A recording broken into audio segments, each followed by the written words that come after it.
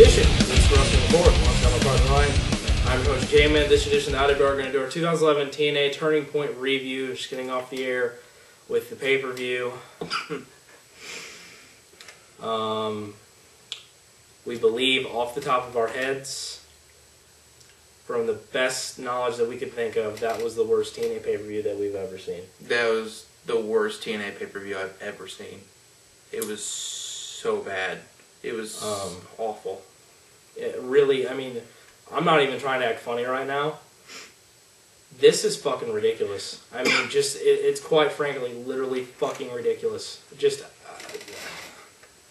how TNA can even call itself a company right now. It's really ridiculous. We're going to run down the card for you. First match up, we had the TV title on the line. We had champion Eric Young going up against Robbie E. Yeah, this started out, I mean, it was, you know, had some exciting spots here and there. You know, back and forth, you know, Eric Young doing his comedy thing, and just then out of nowhere, Robbie E wins. So yeah, that's it. Really, you know, it was. I mean, it was entertaining. With, you know, Eric Young, he'll always provide the comedy kind of spots with the stuff he did there. You know, taking his gear off and switching it all up to have Robbie E gear, and then he ended up looking like Macho Man at the end of the match, which was kind of funny. And just had the no heat finish to it, nothing on top of it. Eric Young fell off the apron and got pinned off that.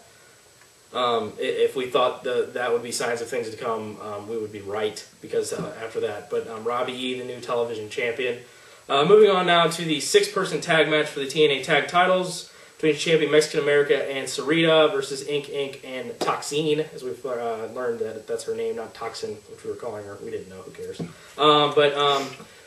You know, this was the typical kind of stuff we've seen out of these guys, you know, adding in Sarita and Toxxin to it, which added a kind of new little element. They only got a little bit of time in there with the knockouts, which were actually with some pretty good stuff. You know, Toxxin, you know, look back in her indie past, which, you know, Ryan has seen. I have not seen too much of her in the past, but she looks pretty impressive and looks like she could be something in the future that could be, you know, formidable in the knockouts division. Sarita, as, you know, as always, you know, impressive. And I wish we actually got to see more time with them in the ring, but seeing, you know, Mexican-American Inc. Mexican-America retaining the tag titles in this matchup. Would have thought that Inc. would have made sense getting the titles here, with Mexican-America really doing nothing with these tag titles. And but Mexican-America retaining, and, you know, not too great of a matchup. Yeah, you know, when Sarita and Toxxin got in the ring and they did a little scrim, you know, thing back and forth, it was cool.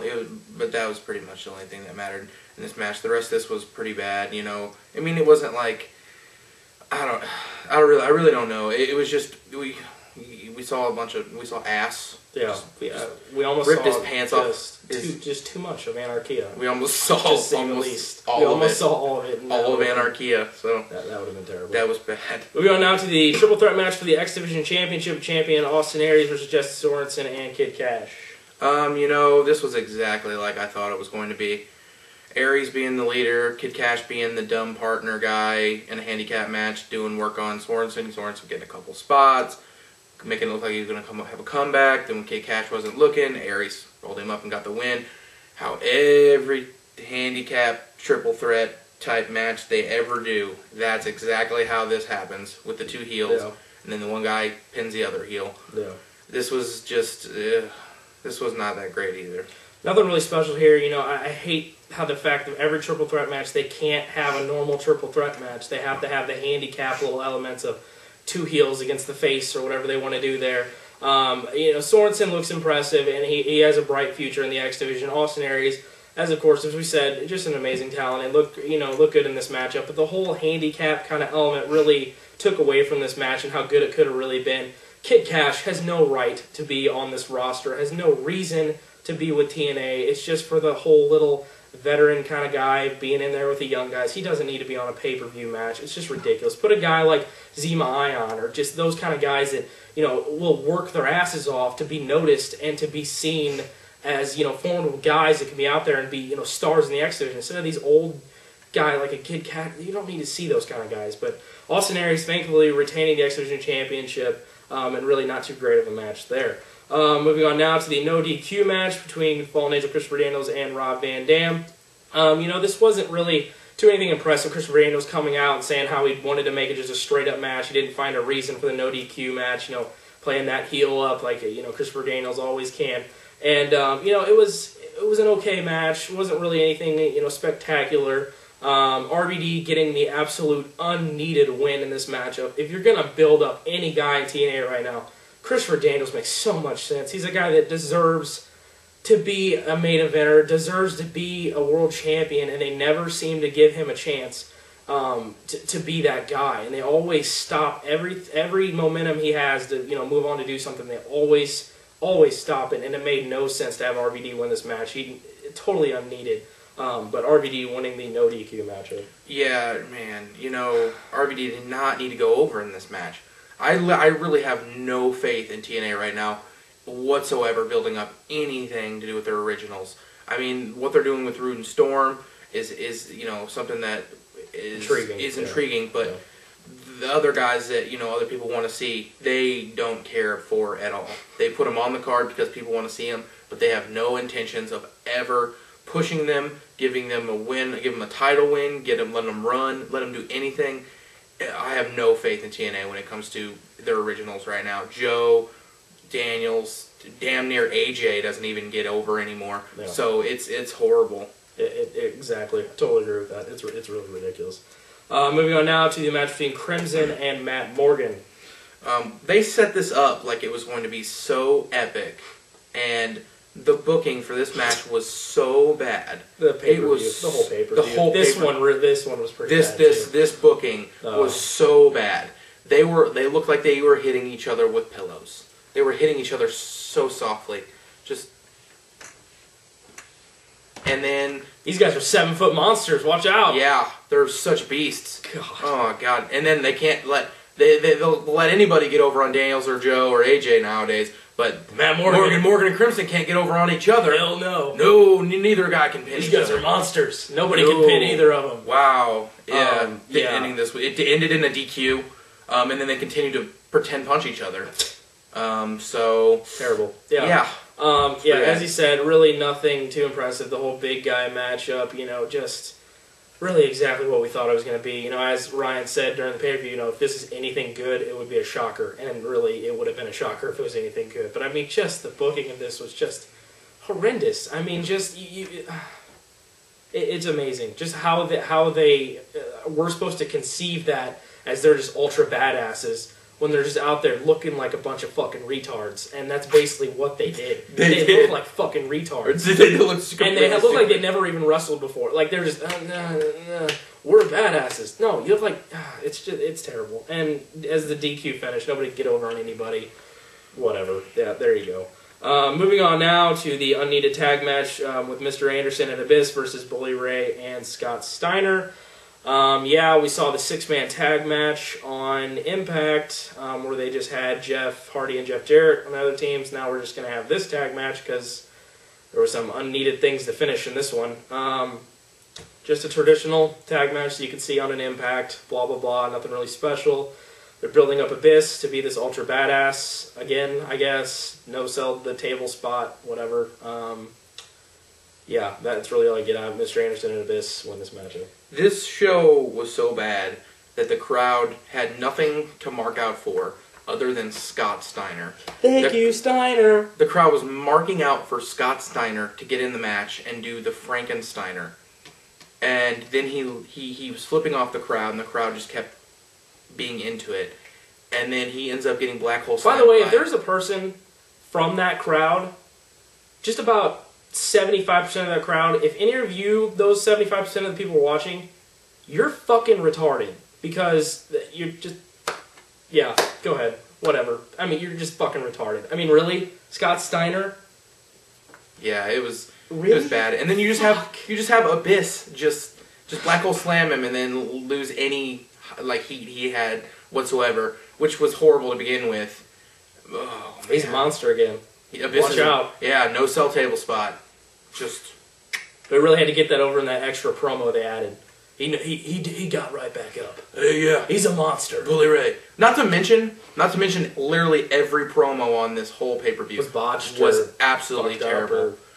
Except for Bobby Roode. Bobby Roode's promo was the only thing that was... And Gail Kim and Madison Raines because we got good side boob. That's good side boob. That is it. But apparently, Gail go. Kim is all about the cake, taking the cake, you know being what? the cake runner. This is going to be a cakewalk. Cake walking. And you know what? We're going to get to that Knockouts title match right here. For the Knockouts Championship, we had champion Velvet Sky versus Gail Kim. Yeah, you know, like I said, it's going to be a piece of cake. It's going to be a piece of cake to do this review here. Cakewalk. Yeah, Gail Kim won. You know, like I said in the preview, I thought how TNA is running with this right now, that they would just not really care about Velvet Sky that much and just throw the title on Gail Kim. You know, it's cool to see her have, you know, double titles and, you know, do that FU to WWE, which I was thinking they were due. But it made absolutely no sense. There was so much shenanigans. It was horrible. It was horrible. Here's what I'm going to do. I'm going to use this. It's going to be oh, look, I got a TNA title. They treat their championships like you could get them out of a damn cereal box. I mean, they don't care. It doesn't matter. Nothing. There's no credibility to anything when you just flip-flop shit back and forth. And WWE has this problem too. But I mean, you had Velvet Sky building her up. You know, the deserving, you know, knockout. What she was deserving. She's been there for a long time. She's worked her ass off to get to that position. You know, she's gotten better. 1 month title run, you give it to Gail Kim. Just say FWB. There you go. You dropped her, so we're gonna give every single thing to her, just to prove that you did something wrong. Which, Gail Kim, I'm all for. As I said, I love Gail Kim. She's amazing. She should be the Knockouts champion, but the booking of this was all jacked up, as we said. It was TNA Turning Point 2011. It was jacked up, that's for sure. But Gail Kim, your new Knockouts champion and Knockouts tag champion. Should be some good stuff coming in the Knockouts division with Gail Kim as your champion now, so that's some good stuff there.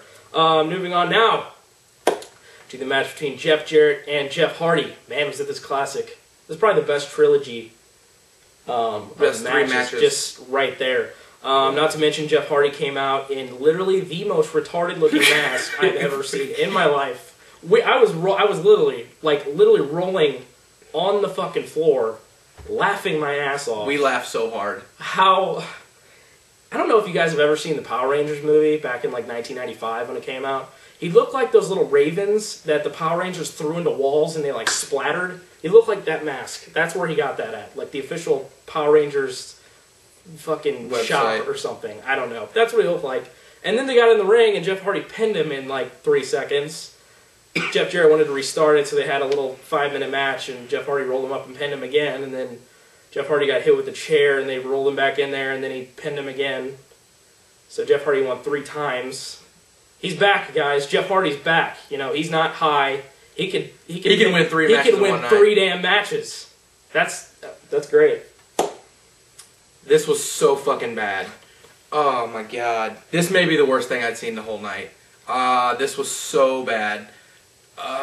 Credit to Jeff Hardy for taking a full-blown chair shot to the head. He got jacked pretty good. I thought that was illegal in wrestling now, but unfortunately... Well, you're hitting a brain that has nothing in it, so but yes, this was horrible. This may even be worse than Sting Jeff Hardy. I mean, Quaddy wouldn't say so, but Quaddy wouldn't say so, but Ryan would say so. Yeah. Because that was the worst booking maybe for the whole year on any TNA. That covers a lot of ground. That does. That covers really a lot of ground. That was the worst. God. That was that worst. The mask. I'm gonna fall asleep and just see that in my brain when I sleep. That's how horrible it was. Moving on now to the main event for the TNA World Championship, we had champion Bobby Roode versus the phenomenal AJ Styles. This is a pretty good match. Going into it, I thought it was going to be pretty good, being the guys that were in there. But going through this pay-per-view, we saw that a trend. The shenanigans of just shitty fucking booking was all over this place. And they continued with the cheap roll-up win with Roode. Looks like that's how they're going to be treating Roode for as long as he's champion. He can't get clean wins ever. He's going to be that kind of heel. He's going to be that selfish thing, as he said. He cut an amazing promo.